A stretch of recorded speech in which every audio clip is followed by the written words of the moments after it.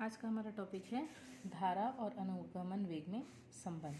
ठीक है, धारा और अनुगमन वेग में संबंध। तो धारा क्या है आप जानते ही हैं, करंट, इलेक्ट्रिसिटी, जिसके बारे में हम डिस्कस कर चुके हैं। और अनुगमन वेग, तो अनुगमन वेग क्या होता है?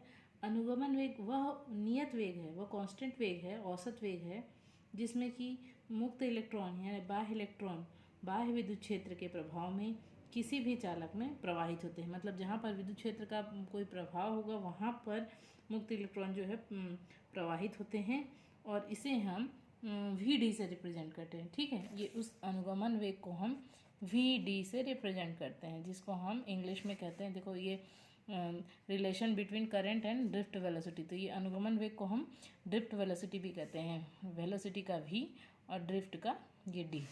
ठीक है, ड्रिफ्ट वेलोसिटी भी कहते हैं। और इस अनुगमन वेग का जो मान होता है वो लगभग बहुत ही कम 10 टू द पावर, इसका जो वैल्यू होता है वो बहुत ही कम, मतलब 10 टू द पावर कितना होता है? -4, 10 टू द पावर -4 मीटर पर सेकेंड, इतना इसका वैल्यू होता है। ठीक है, जो बहुत ही कम होता है। ठीक, अब नेक्स्ट देखते हैं हम लोग। यहाँ पर हम लोग अपने टॉपिक पे आते हैं। यहाँ पर मान लीजिए कि पी क्यू एक चालक है जिसकी लंबाई क्या है? स्मॉल एल है। पी क्यू एक चालक है जिसकी लंबाई स्मॉल एल है, और इसके अनुप्रस्थ काट का क्षेत्रफल जो इसका एरिया है वो कितना है? ए है। ठीक, ये ए है। तब इस कंडीशन में इस पूरे चालक का वॉल्यूम या आयतन, तो आयतन निकालने के लिए क्या करेंगे? तो आयतन क्या होगा? जितना चालक का जो क्षेत्रफल होगा और जितनी उसकी लंबाई होगी वो टोटल उसका आयतन हो जाएगा। इस तो चालक का आयतन बराबर क्षेत्रफल ए इंटू एल। ठीक है, चालक का आयतन बराबर ए इंटू एल। क्लियर? अगर मान लीजिए कि इसी चालक में, इस चालक के प्रति एकांक आयतन में मुक्त इलेक्ट्रॉनों की संख्या, तो इलेक्ट्रॉनों की संख्या मान लो क्या है? Number of electron small n है। तब उस कंडीशन में चालक में मुक्त इलेक्ट्रॉनों की संख्या, मतलब इसके प्रति एकांक क्षेत्रफल पर स्मॉल एन है, इस पूरे चालक पर कितना हो जाएगा? तो पूरे चालक पर, तो पूरा चालक का जो क्षेत्रफल है वो कितना है? ए है, और उसकी लंबाई है वो कितनी है? एल है, और उसमें मुक्त इलेक्ट्रॉनों की संख्या क्या हो गई? Small n. इसको हम लिख सकते हैं ए एल एन।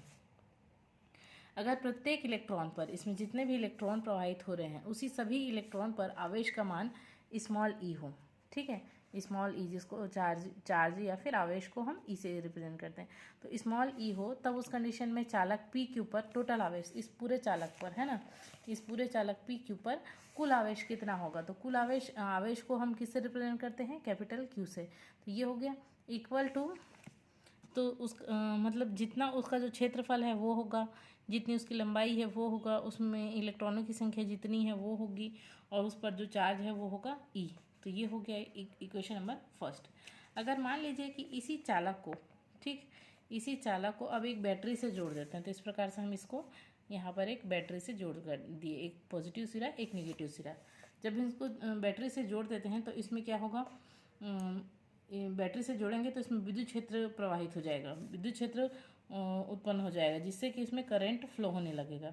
बैटरी से कनेक्ट किया मतलब वहाँ पर करंट फ्लो होना ही होना है। तो यहाँ पर बैटरी से कनेक्ट किया तो इसमें क्या हो रहा है? करंट फ्लो होने लगा, इसमें विद्युत क्षेत्र स्थापित हो गया है, जिसके कारण मुक्त इलेक्ट्रॉन जो है अब ये विद्युत क्षेत्र इस साइड में है। ठीक है, यहाँ से पॉजिटिव से इस साइड से विद्युत क्षेत्र इधर प्रवाहित हो रहा है, तो विद्युत क्षेत्र के ठीक विपरीत दिशा में ये मुक्त इलेक्ट्रॉन जो है, विद्युत क्षेत्र इधर है, तो मुक्त इलेक्ट्रॉन यहाँ पर जितने भी है वो विपरीत दिशा में, यानी कि इस साइड में विपरीत दिशा में अनुगमन वेग वी डी से गति करने लगते हैं। अनुगमन वेग वी डी से गति करने लगते हैं। अब क्या होगा कि अब इस कंडीशन में आवेश को चालक को पार करने में कितना समय लगेगा? तो इस पूरे आवेश को चालक को पार करने में कितना समय लगेगा? तो time t is equal to क्या हो जाएगा? तो कितना समय लगेगा चालक को पार करने में? तो चालक की जो लंबाई है वो कितनी है? एल है ना, और किस वेग से चल रहा है? तो वी डी वेग से चल रहा है, तो एल बाई वी डी। ये बन गया आपका इक्वेशन नंबर सेकेंड। अब मान लीजिए कि चालक में बहने वाली धारा, तो धारा का मान क्या होता है? I is equal to q by t होता है। ठीक, I is equal to q by t, ये हो गया। अब हमारे पास इक्वेशन नंबर फर्स्ट में हमारे पास क्यू इज इक्वल टू क्या है? क्यू इज इक्वल टू हमारे पास ए एल एन ई, ये हमारा इक्वेशन नंबर फर्स्ट है। तो यहाँ से हम ये वैल्यू को हम इसमें पुट कर देंगे, तो क्या रखेंगे यहाँ पर? A l n e upon l, और इस टी का जो वैल्यू, ए क्यू का वैल्यू क्या हो गया? ए एल एन ई, और टी जो है उसका वैल्यू यहाँ पर इक्वेशन नंबर सेकेंड में है क्या, L/VD, तो ये भी रख लिए यहाँ पर। इसमें से L और L कैंसिल हो गया, फिर ये पूरा टर्म ऊपर चला जाएगा, क्या मिल गया, ANEVD, ये बन गया क्वेश्चन नंबर थर्ड। I जो है किसको रिप्रेजेंट करता है, करंट यानी कि धारा को, और VD किसको रिप्रेजेंट करता है, ड्रिफ्ट वेलोसिटी यानी कि अनुगमन वेग को। तो ये इक्वेशन नंबर थर्ड जो है चालक में बहने वाली धारा I और अनुगमन वेग में संबंध को बताता है। इसी प्रकार से अब धारा घनत्व, तो धारा घनत्व को हम किससे रिप्रेजेंट करते हैं, स्मॉल j से। तो धारा घनत्व J इज इक्वल टू होता है I/A, ठीक है, J इज इक्वल टू होता है I/A, तो ये लिख लिए हम लोग फॉर्मूला धारा घनत्व का।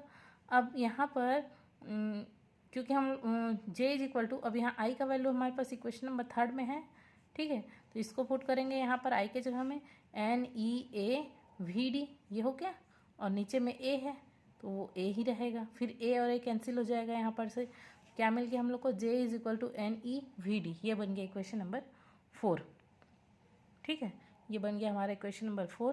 तो यहाँ पर यही धारा और अनुगमन वेग में संबंध है।